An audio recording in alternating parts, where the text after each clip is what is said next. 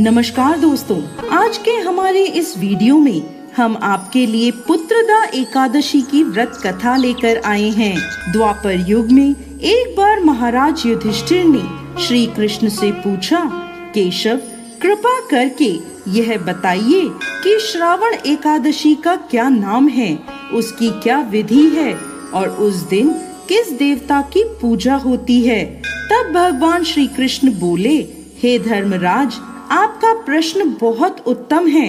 श्रावण एकादशी का नाम पुत्रदा एकादशी है। यह सभी पापों को हरने वाली है। इसमें समस्त मनोकामनाएं तथा सिद्धियों के दाता नारायण भगवान की पूजा होती है। इस समस्त संसार में पुत्रदा एकादशी के समान दूसरा कोई व्रत नहीं है।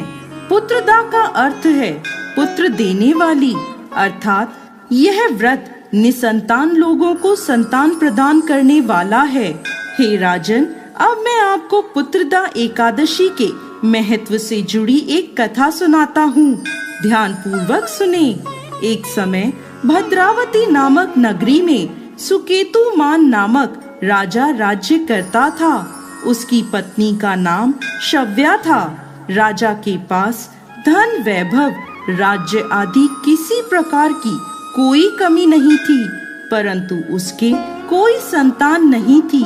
इस कारण राजा और उसकी पत्नी दोनों चिंतित रहते थे।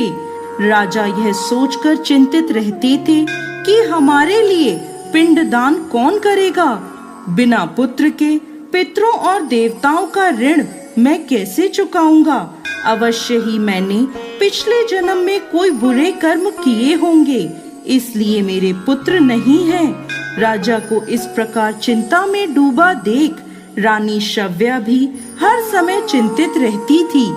एक दिन राजा चिंता में इतने मगन हो गए कि उन्होंने अपने प्राण त्यागने का निश्चय किया, परंतु आत्मघात को महापाप समझकर वह अपना अश्व लेकर सोच विचार में डूबे हुए जंगल की ओर चले गए। वहां अनेकों प्रकार के पक्षियों और पेड़ पौधों को देखते हुए राजा आगे चलते जा रहे थे। वन में राजा ने हाथी को अपनी मादा और बच्चों के साथ घूमते हुए देखा। हिरण को भी अपनी मादा और बच्चों के साथ देखा। इसे देखकर राजा सोच में पड़ गए कि मैंने कई यज्ञ किए, ब्राह्मणों को भोजन कराया, फिर भी मुझे निसंतान होने का दुख प्राप्त हुआ। मैं क्या करूं? ऐसा सोचते हुए राजा आगे जंगल में चलते गए। आधा दिन बीत गया।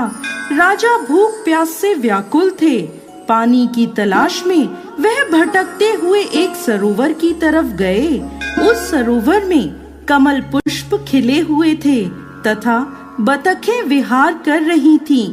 राजा ने नजर घुमाकर देखा तो सरोवर की एक ओर मुनियों का आश्रम बना हुआ था। उसी समय राजा के दाएं अंग फड़कने लगे। राजा ने इसे शुभ संकेत समझा और घोड़े से उतरकर उन ऋषियों के आश्रम में गए।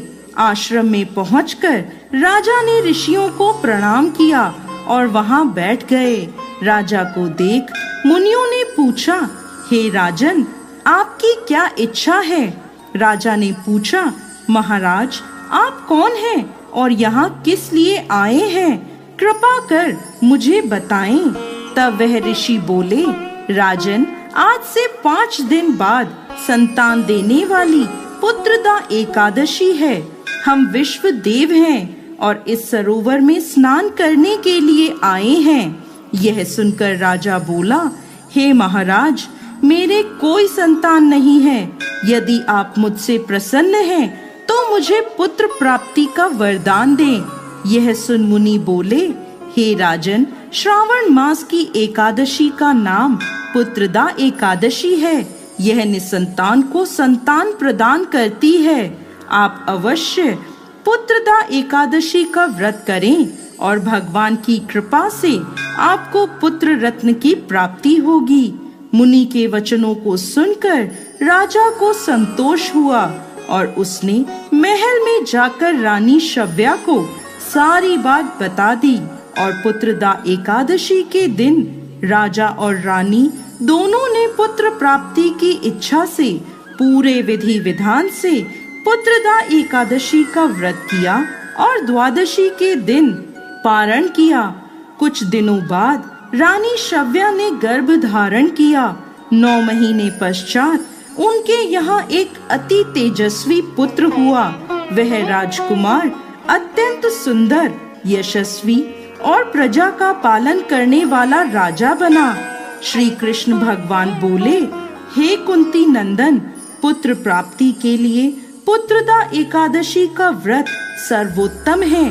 जो मनुष्य पुत्रदा एकादशी के महत्व को पढ़ते या सुनाते हैं, वह सांसारिक सुखों को भोग कर अंत में स्वर्ग लोक को प्राप्त करते हैं।